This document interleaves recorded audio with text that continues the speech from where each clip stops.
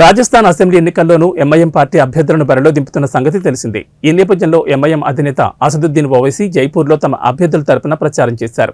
ఈ సందర్భంగా ఆయన ఓటర్లను ఉద్దేశించి ఉత్తేజభరితంగా ప్రసంగించారు. ప్రధాని మోడీని ఓడించాలన్నది మీ లక్ష్యమైతే మోడీ ఇక ఎప్పటికీ ప్రధాని కాకూడదన్నది నా లక్ష్యం.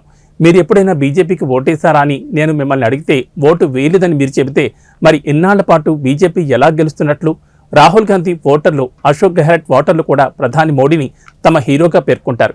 ఇప్పుడు మేము రాజస్థాన్లో పోటీ చేయడానికి వచ్చేసరికి ఓవైసీ ఓట్లు చేర్చడానికి వచ్చాడు అంటున్నారు. ఓవైసీ రాకతో బీజేపీకి లబ్ధి చేకూరుతుందని అంటున్నారు.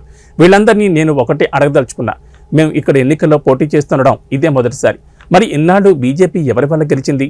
2019 ఎన్నికల్లో ఇక్కడి బీజేపీ ఎంపీలు ఎలా గెలిచారు? కాంగ్రెస్ పార్టీ దీనికి సమాధానం చెప్పగలదా అంటూ రాజస్థాన్ అధికార పక్షంపై ఓవైసీ ధ్వజమెత్తారు. समाजी तौर पर, तालीमी तौर पर और सबसे ज्यादा अगर कोई गरीब है तो आदिवासियों के बाद अल्पसंख्यक समाज में मुसलमान और हमारे दलित भाई है।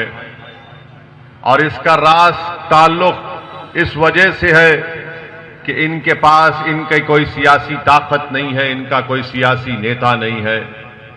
इसीलिए आज आप देखते हैं कि आपको तकालीफ का सामना करना पड़ता है, आपको आए दिन फिरका परस्ती का मुकाबला करना पड़ता है, आए दिन आपसे तासुब के मजाहरे किए जाते हैं, आए दिन हमारी बेइज्जती की जाती है।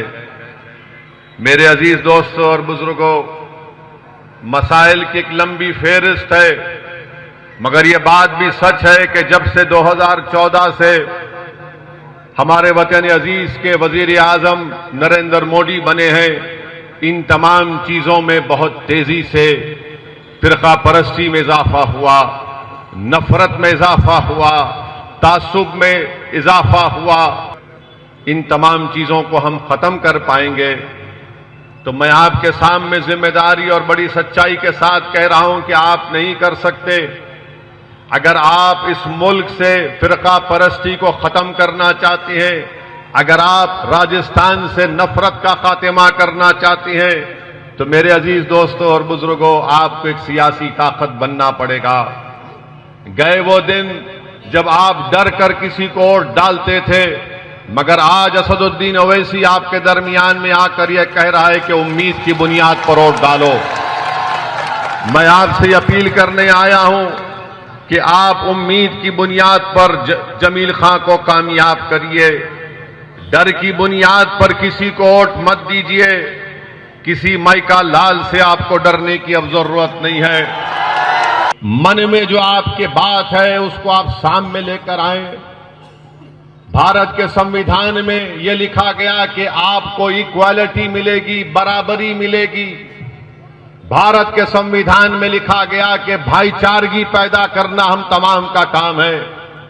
तो मैं आपको बताने आ रहा हूं कि अगर आप आजादी चाहते हैं नफरत से, अगर आप हिस्सेदारी चाहते हैं, बराबरी चाहते हैं, अगर आप डिस्क्रिमिनेशन का खात्मा चाहते हैं, अगर आप भाईचारगी को मजबूत करना चाहते हैं, तो 25 तारीख के दिन आपको मजलिस इत्तेहादुल मुस्लिमीन के हक में पतंग के निशान पर बटन दबाकर इन तमाम चीजों को हासिल करने की लड़ाई का आगाज करना पड़ेगा।